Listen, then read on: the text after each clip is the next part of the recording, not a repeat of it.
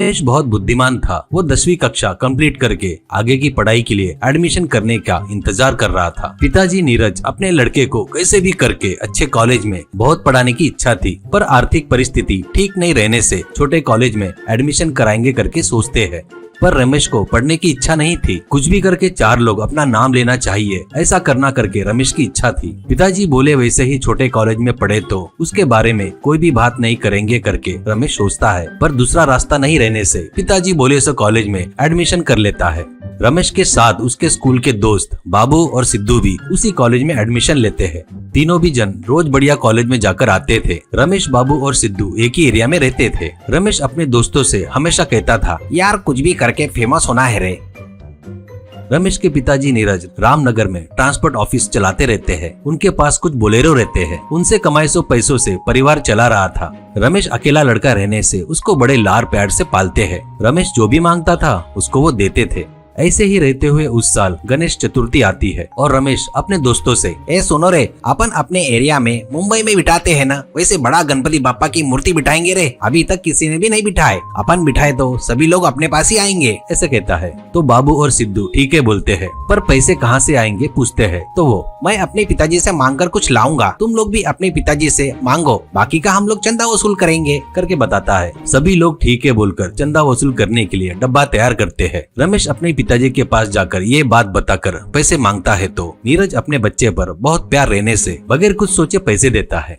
ऐसे उस एरिया में सबके पास से पैसा वसूल करना शुरू करते हैं। एरिया में रहने वाले सभी लोग बच्चों का उत्साह देखकर पैसा ज्यादा देते हैं। पैसे वसूल हो गए थे। बापा को बिठाने के लिए एरिया में ग्राउंड को भी सिलेक्ट कर लेते हैं। रमेश अपने दोस्तों के साथ साथ और कुछ लोगों को लेकर गणपति बापा को लाने के लिए जाएंगे करके सोचते हैं, पर वो लेकर आने के लिए ट्रक कहाँ से लाना है करके सोचकर अपने पिताजी से बोलेरो मांगेंगे करके सोचकर नीरज से, पिताजी गणपति बापा लाने के लिए मुझे ट्रक चाहिए करके बोलते हैं। तो नीरज, ले लो बेटा करके ड्राइवर के साथ देकर भेजते हैं। मार्केट में जाकर वहाँ एक बहुत बढ़िया गणपति बापा की मूर्ति सिलेक्ट करते हैं।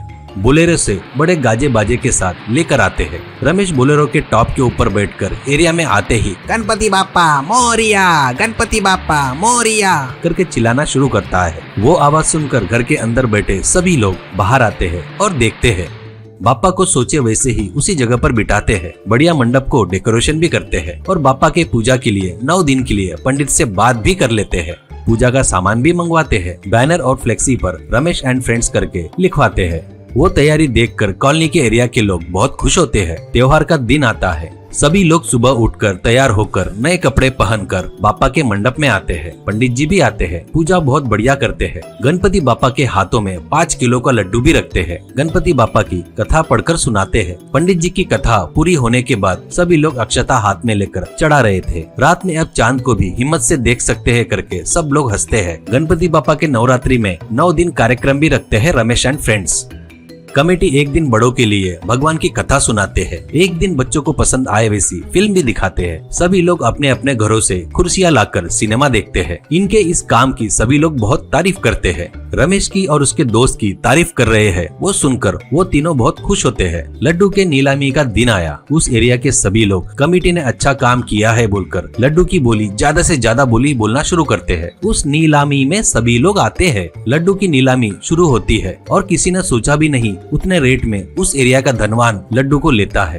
तुरंत उस लड्डू को सब में बांटकर कहता है, बच्चों का प्रोत्साहन करो, मैं भी इसलिए बोली ज्यादा लगाया हूँ, शाबाश रमेश एंड गैंग कहकर अभिनंदन करता है। रमेश बहुत खुश होता है।